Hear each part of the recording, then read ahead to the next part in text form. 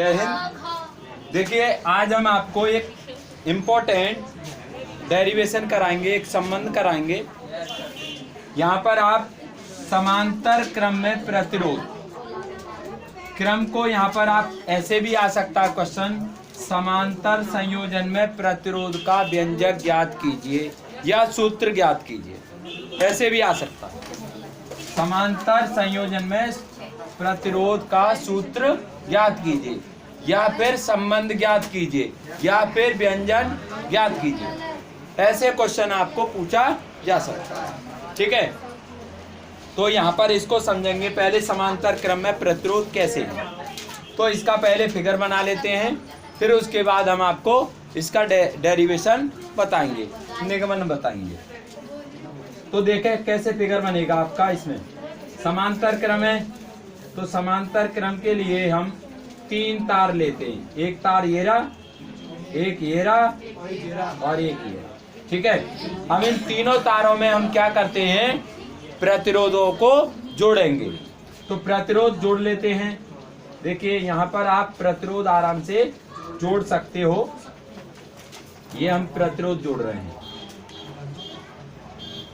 ये हमारे प्रतिरोध जुड़ रहे हैं। ठीक है, ये प्रतिरोध हैं। ध्यान से समझो बेटा, चित्र को अच्छे से समझ के चलो। ये आपके प्रतिरोध जोड़ दिए हमने। ये तार है हमारा, एक वायर है और इस वायर से बैटरी को जोड़ा जाएगा। ये बैटरी से जोड़ दिया जा रहा है, इस प्रकार से इसको कनेक्शन दे रहे हैं। यहाँ पर हम लगा देते हैं की का मतलब स्विच, यहाँ पर की लगा देते हैं। ये बैटरी है आपकी, इसमें प्लस बड़ा वाला साइन होता है, छोटा वाला जबकि माइनस का होता है। ठीक है, इसमें विद्युत धारा धनात्मक सिरे से जाती है और ये हमारी आई यहाँ पर करंट आ रहा है। ठीक है, ये करंट इसमें आएगा। तो यहाँ पर आप करंट देखोगे, जैसे ही इस बिंदु पर आएगा तो यहाँ से ये 3 रास्ते हैं, अब ये तीनों रास्तों में बट जाएगा, तीनों रास्ते में बढ़ जाएगा। जैसे ऐसे मानो ये पाइप में से पानी आ रहा है और यहाँ 3 पाइप लगे हुए हैं, तो ये पानी कहाँ जाएगा, तीनों में जाएगा कि नहीं, थोड़ा थोड़ा जाएगा, यानी यहाँ से पानी तीनों रास्तों में बढ़ जाएगा। तो इसका मतलब थोड़ा थोड़ा बट रहा है, इसमें धारा बट रही है। इसमें I1 हो जाएगी, इसमें I2 हो जाएगी, इसमें I3 हो जाएगी। ये धारा इसमें जाएगी, करंट इसमें 3 भागों में बट जाएगा। जो यहाँ से I आ रहा था वो अब I के भागों में बट गया 3 में। या हम ऐसे समझें कि यहाँ से जो पानी जा रहा है वो तीनों पाइप में बराबर बराबर मात्रा में जो पानी जा रहा है वो अकेले पाइप के बराबर जा रहा है। इस वाले पाइप से ये 3 भागों में बट रहा है ना पानी, तो इन तीनों पाइपों का पानी बराबर इस पाइप के पानी के बराबर होगा क्या नहीं। यानी इस धारा का मान इन तीनों धाराओं को जोड़ने के बाद हो जाएगा। समझ गए ना, तीनों धाराओं का योग किसके बराबर होगा, इस वाली धारा के। समझ गए ना, कौन से क्रम में, समांतर क्रम में। समझ गए, ठीक है। इसका लॉजिक यूज करेंगे हम, इसलिए मैं आपको ये बता रहा हूँ। ये हमारे प्रतिरोध हैं R1, R2, R3। प्रतिरोध का मतलब क्या होता है, एक तरह से लाइट को खाने वाले वस्तु हैं। जैसे पंखा है, उपकरण है हमारे, टीवी है, फ्रिज है, ठीक है, कूलर है, ये सारे हमारे यहाँ पर एज ए प्रतिरोध काम करते हैं, जो लाइट का यूज करते हैं चलने के लिए। तो ये प्रतिरोध है। अब धारा हमारी ऐसे चली जाएगी, समझ गए ना। तो अब ये जो प्रतिरोध हैं R1, R2, R3, इसी में हमको यहाँ पर रिलेशन निकालना है। ये होता है हमारा बैटरी, और बैटरी में ये देता है हमारा विभव। क्या देता है, विभव। इसको V कहते हैं। क्या कहते हैं, V।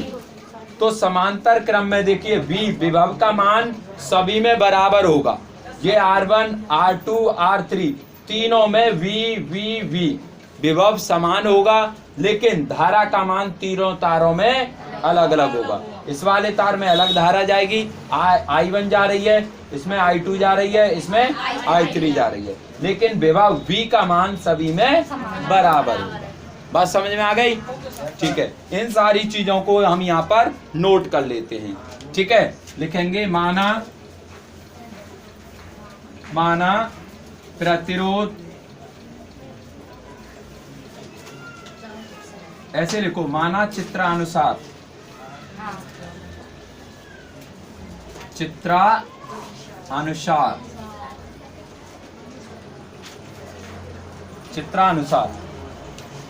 माना को पीछे कर देते हैं, चित्रानुसार। अब लिखेंगे यहाँ कॉमा करके, माना चित्र में जो दी हुई है उन सारी चीजों को हम यहाँ पर लिखने जा रहे हैं। चित्रानुसार माना R1, R2, R3 क्या है? ये प्रतिरोध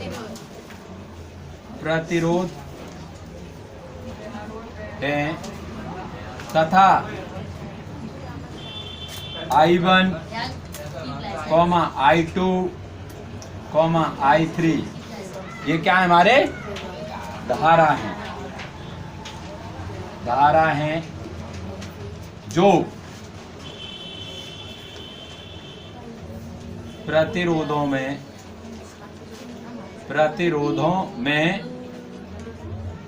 क्रमशः प्रवाहित हैं। क्रमशः का मतलब है R1 में I1 जा रही है, R2 में I2 जा रही है, R3 में I3 जा रही है। क्रमशः का मतलब लगातार जो लिखे हुए हैं पहले उन्हीं के अनुसार इसमें ये धारा जा रही है। ठीक है, क्लियर हुआ? V क्या है यहाँ पर? विभव, तथा V विभव है। V क्या है? हमारा विभव है। ठीक है, जो समान मात्रा में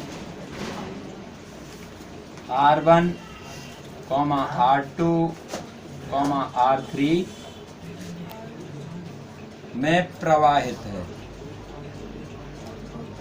मतलब ये कि तीनों में R1, R2, R3 में विभव समान होगा, समान मात्रा में, यानी समान होगा। ठीक है, ये सारी चीज हमने यहीं से नोट की है। ठीक है, अब इसके बाद अब लिखेंगे ये वाला रिलेशन। देखो ये I धारा आ रही है, तो ये धारा किसके बराबर हो रही है? I1 plus I2 plus I3। ठीक है, तो लिखेंगे समांतर संयोजन में कुल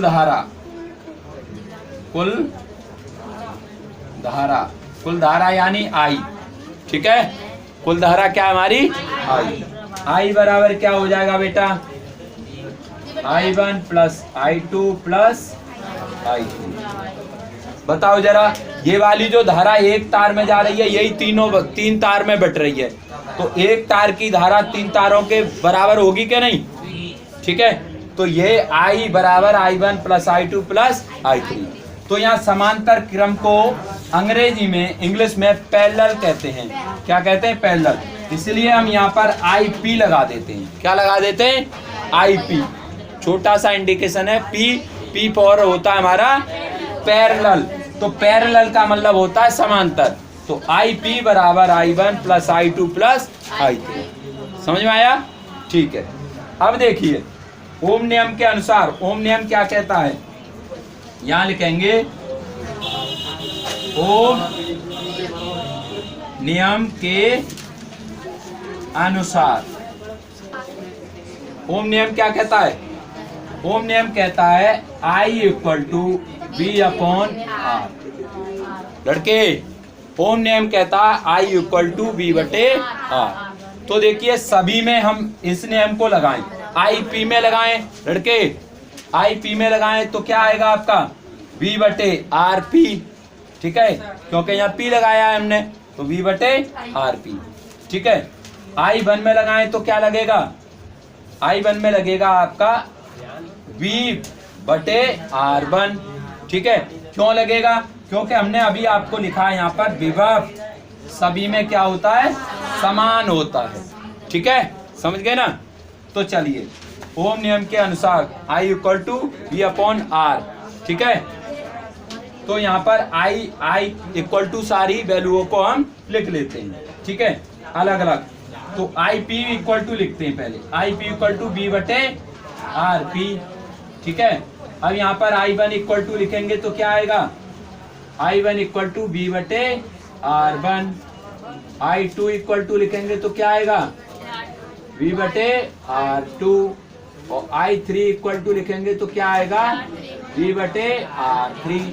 V क्यों है इसमें, क्योंकि V समान मात्रा में होता है, ठीक है, समांतर क्रम में V समान होता है। यहाँ लिखेंगे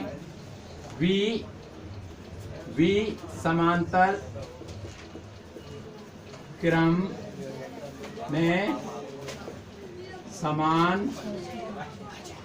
अब देखिए, अब यहां से हम IP का मान यहां पर रखेंगे। IP का मान क्या है हमारा, V बटे RP, ठीक है। I1 इक्वल टू क्या है हमारा, V बटे R1, V बटे, देखिए अब यहां से हमने क्या किया, I1 की वैल्यू रख ली। अब I2 की वैल्यू रखो, I2 की वैल्यू क्या होगी आपकी, V बटा R2 प्लस I3 की वैल्यू क्या है, V बटा R3, यहाँ V बटा R3। अब क्या करेंगे हम, V सब में से कॉमन ले लेंगे, तो V बटा RP बराबर V कॉमन ले लेते हैं ऊपर से, 1 बटा R1, 1 बटा R2, 1 बटा R3। V से V कैंसिल आउट हो जाएगा, क्या बचेगा यहाँ 1। तो इसको हम लिख सकते हैं, इसको लिख सकते हैं 1 बटा RP बराबर 1 बटा R1 प्लस 1 बटा R2 प्लस 1 बटा R3। ये जो रिलेशन आता है, यही रिलेशन हमारा समांतर क्रम में प्रतिरोधों का संयोजन होता है। यहाँ से कई बार न्यूमेरिकल पूछे जाते हैं और न्यूमेरिकलों को इसकी सहायता से प्लस आपके ओम नियम की सहायता से हल किया जाता है। यहाँ तक आपको समझ में आया होगा, आशा करते हैं आप इसको आराम से ड्राइव कर सकते हो। मिलेंगे नेक्स्ट वीडियो में, तब तक के लिए जय हिंद।